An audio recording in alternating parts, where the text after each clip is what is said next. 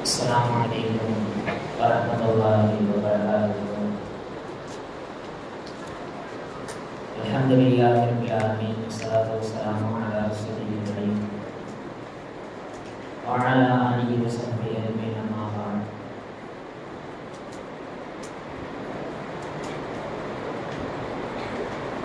முதல் நோன்பை நோற்று இரண்டாம் ஆண்டு ஆரம்பத்தில்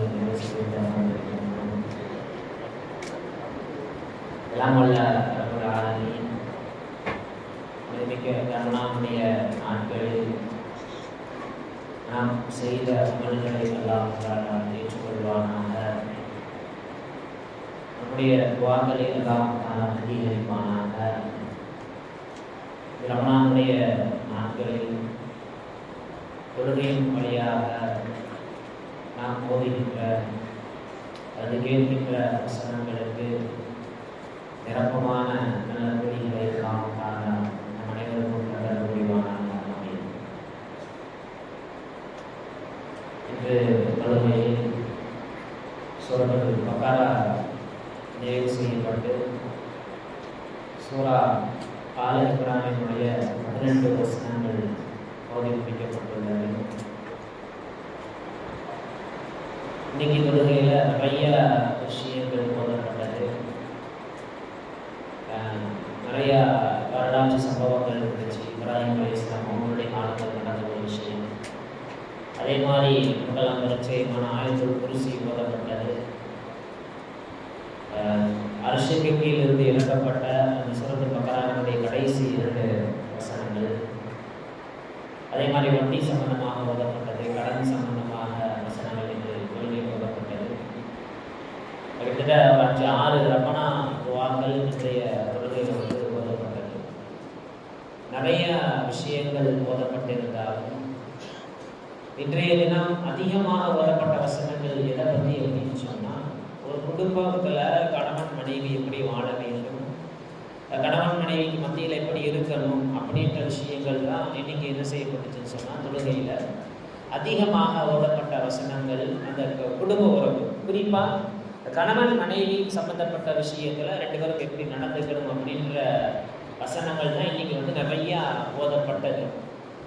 என்ன ஆச்சரியத்திற்குரிய அல்லது கவலைக்குரிய விஷயம் என்னன்னு சொன்னால், இவ்வளவு வழிகாட்டுதலை பெற்றிருக்கின்ற குறிப்பாக குடும்ப உறவுகளில் ஒரு இவ்வளவு ஆழமாக ஒரு கவுன்சிலிங் கொடுத்திருக்கின்ற ஒரு சமூகத்தில் இன்னைக்கு இந்த உறவுகளில் ஒரு பேணுதல் இல்லை, அதிகமான பிளவுகள், படிப்புல உச்சகட்டத்தை இருந்தாலும் இந்த உறவுன்னு அப்படின்னு வரும் பொழுது சறுக்கக்கூடிய ஒரு சமூகமாக நம் சமூகம் மாறி வருவது என்பது வருத்தத்திற்குரிய விஷயம். அது சம்பந்தமான ஒரு சில விஷயங்கள் ஹதீஸ்ல வருது. ரசூலுல்லாஹி ஸல்லல்லாஹு அலைஹி வஸல்லம் சொல்லியிருக்கிறாங்க, இப்போ கணவன் மனைவின்னு வரும் பொழுது சில குணங்கள் நம்ம ஒரு கணவராக நம்ம மனைவியிட்ட சில குணங்கள் பிடிக்காது. அதே மாதிரி மனைவியினுடைய பார்வையிலிருந்து பார்க்கும் பொழுது சில குணங்கள் என்ன செய்யுன்னு சொன்னால் மனைவிக்கு பிடிக்காது. அப்போ என்ன செய்யணும் அப்படின்னு பார்க்கும் பொழுது அல்லாஹ் தான் அதுக்கும் வழிகாட்டுதல் கொடுத்துருக்கான். சிலது பிடிக்கிறதுனாலும் சில பிடிச்ச விஷயங்கள் இருக்குல்ல, அதை வச்சு நீங்கள் வாழுங்க அப்படின்னு மாதிரியெல்லாம் அல்லாஹ் தாலா குர்ஆன்ல சொல்லியிருக்கிறான்.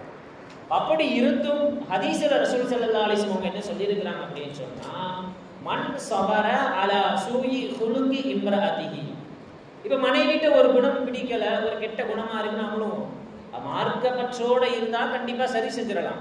ஒரு கட்டத்தில் நம்மளால அதை கட்டுப்படுத்தவே முடியல, அதை சகிச்சுக்கிட்டு தான் வாழணும் அப்படின்ற ஒரு சூழல் வருகின்ற பொழுது மனைவிட்ட இருக்கக்கூடிய குணம் பிடிக்காமல், அந்த குணம் ஒரு தீய குணமா இருக்கு, நம்மளை எவ்வளவோ எடுத்து சொல்லிட்டோம் ஆனால் கேட்கல.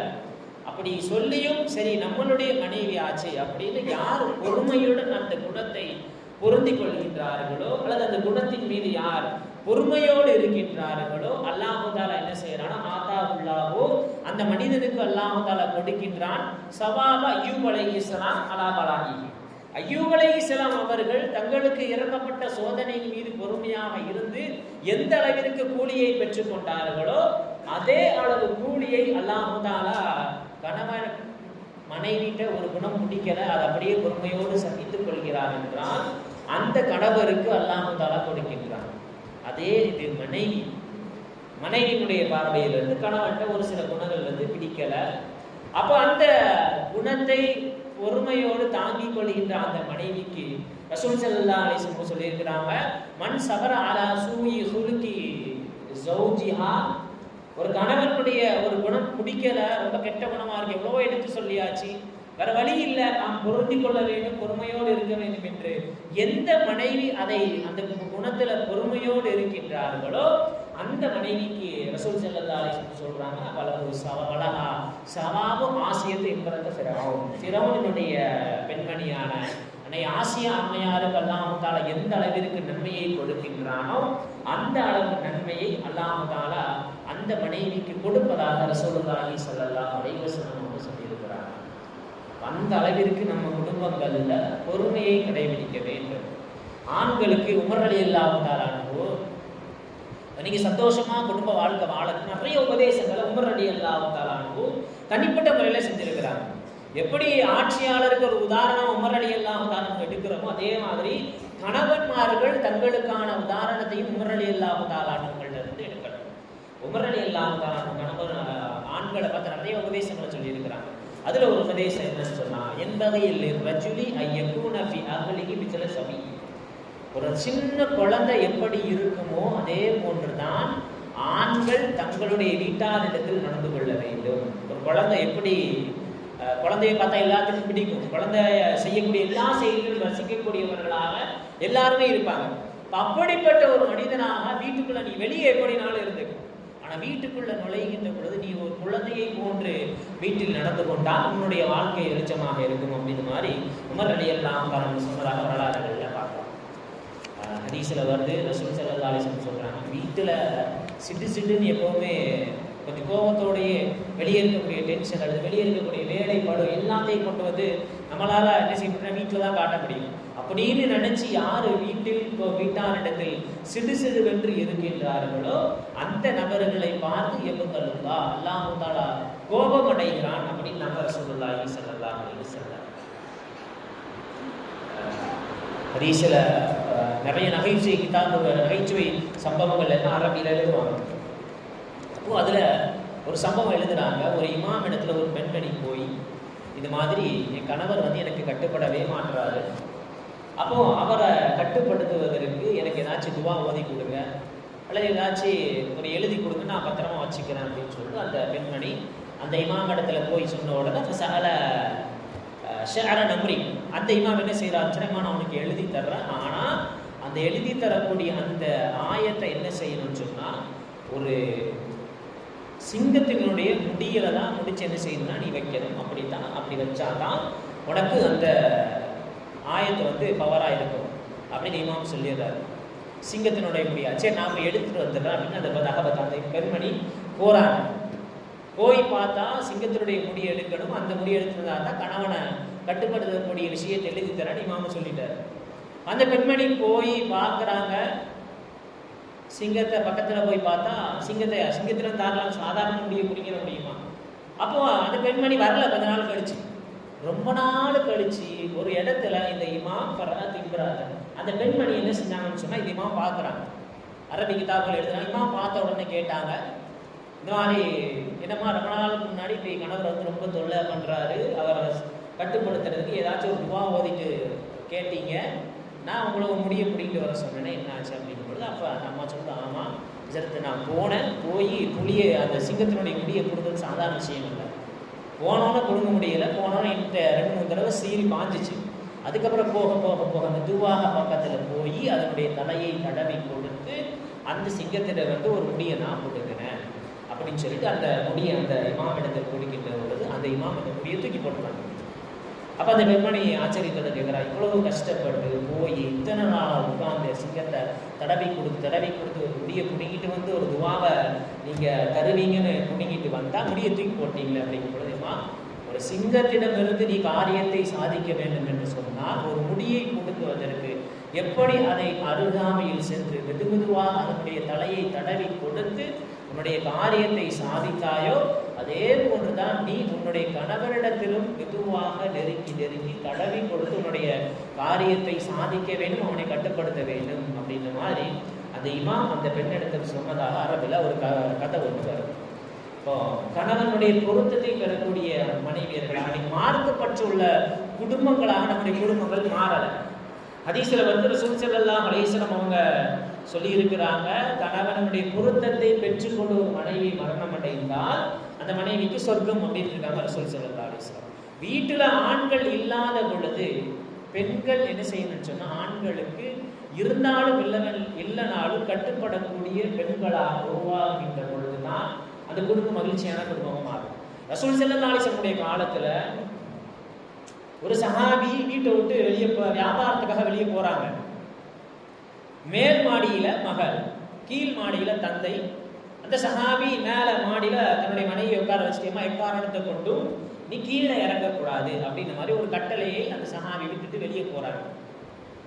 வரல அபூஹா கீழே இருக்கக்கூடிய அத்தா என்ன செய்யறாருன்னு சொன்னா நோய்வாய்ப்படுறாரு. அப்போ இந்த சஹாபியை பெண்மணி ரசூல் ஸல்லல்லாஹு அலைஹி வஸல்லம் ஆள் அனுப்புறாங்க, இந்த மாதிரி என் கணவர் வந்து இப்படி சொல்லிட்டு போனாரு, கீழே அத்தா வந்து நோய்வாய்ப்பட்டிருக்கிறாரு, போய் பார்க்கலாமா வேணாமா? அப்ப ரசூல் ஸல்லல்லாஹு அலைஹி வஸல்லம் சொல்லிடுறாங்க, அதீஇ ஸௌஜிகி, நீ என்ன செய்யணும்னா உங்களுடைய கணவர் என்ன சொன்னாரோ அதான் நீங்க ஃபாலோ பண்ணணும். மறு கீழே இருக்கக்கூடிய அத்தாவுக்கு நோய் அதிகமாகுது. ஒரு கட்டத்துல தந்தை மௌத்தாகவும் செய்து விடுகிறார்.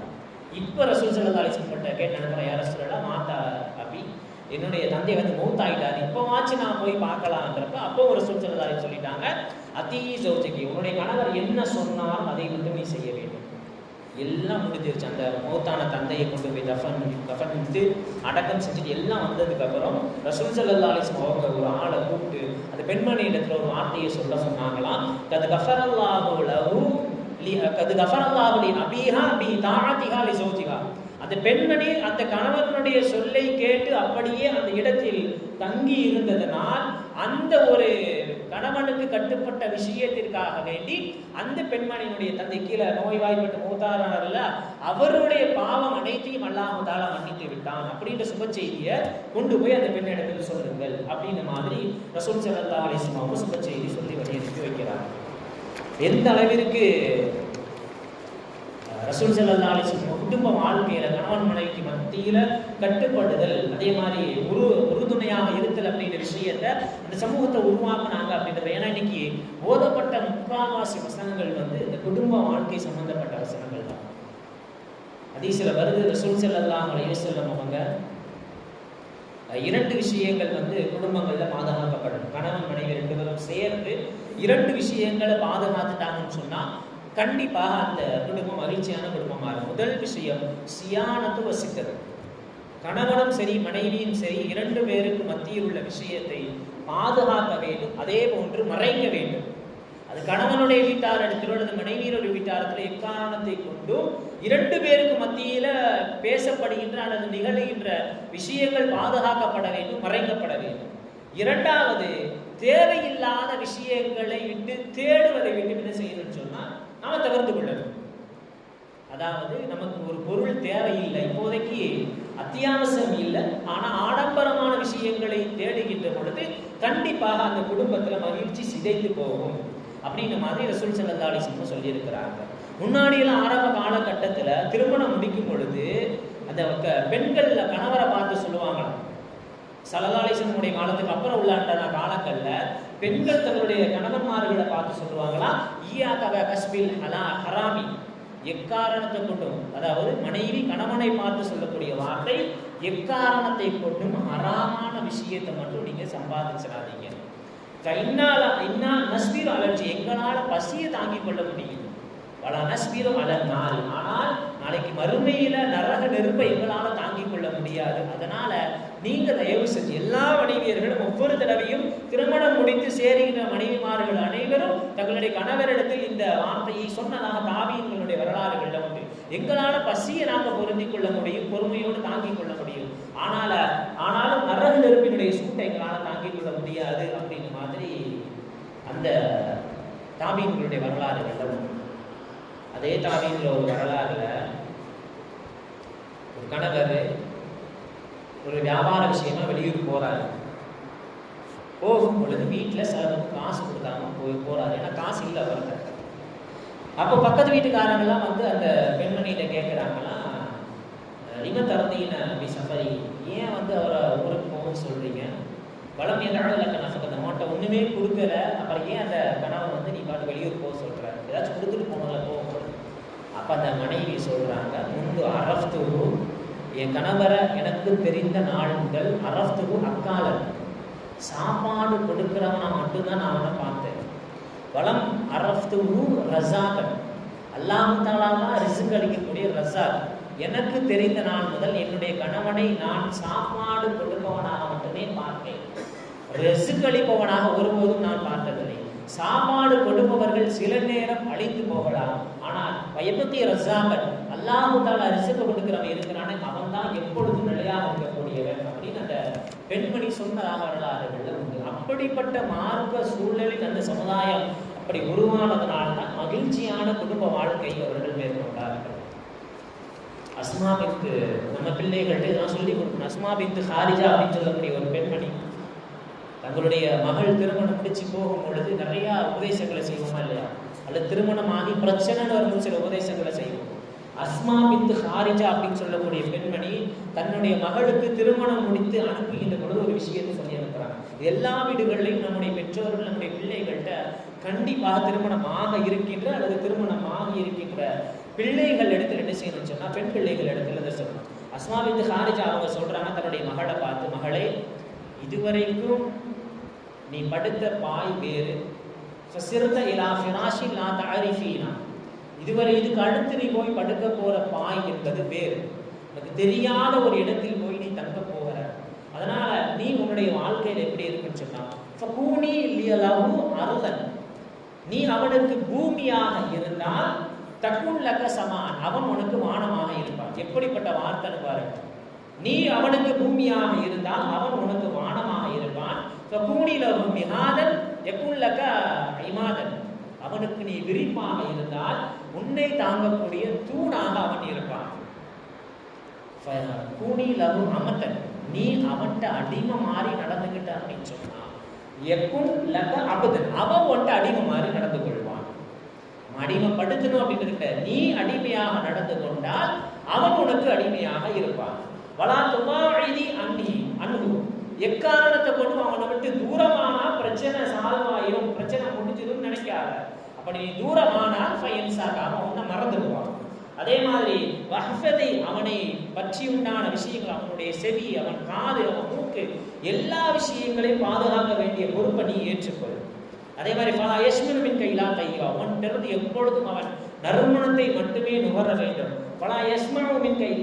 அவன்கிட்ட வரக்கூடிய பேச்சு அனைத்தும் நல்ல பேச்சாகவே இருக்க வேண்டும். உன்னை எப்ப பார்த்தாலும் நீ அழகானவளாக அவனுக்கு தெரிய வேண்டும்.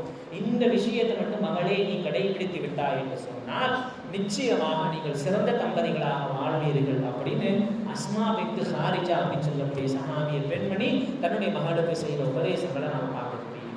இவ்வளவு விஷயங்கள் இருக்குது குடும்பம், வாழ்க்கை சம்பந்தப்பட்ட, கணவன் மனைவி சம்பந்தப்பட்ட விஷயத்துல. இதுதான் இன்னைக்கு ஓதப்பட்ட வசனங்கள்ல அல்லாஹ் தஆலா அடிக்கடி சொல்ற ஆஷிருஹுன் பில் மஅரூஃப், கணவன் மனைவியாக வருகின்ற பொழுது நீங்கள் நல்ல முறையில் வாழுங்கள் அப்படின்றது நிறைய தடவை இன்று ஓதப்பட்டது. அப்படிப்பட்ட கணவன் மனைவிகளாக அல்லாஹ் தஆலா நம் இல்லத்தில் இருக்கக்கூடிய எல்லா நபர்களையும் ஆளுவதற்கு அல்லாஹ் தஆலா தௌஃபீக் செய்வானாக. வஹ்த அமான் அல்ஹம்துலில்லாஹி ரப்பில் ஆலமீன். அஸ்ஸலாமு அலைக்கும் வரஹ்மத்துல்லாஹி வபரகாத்துஹு.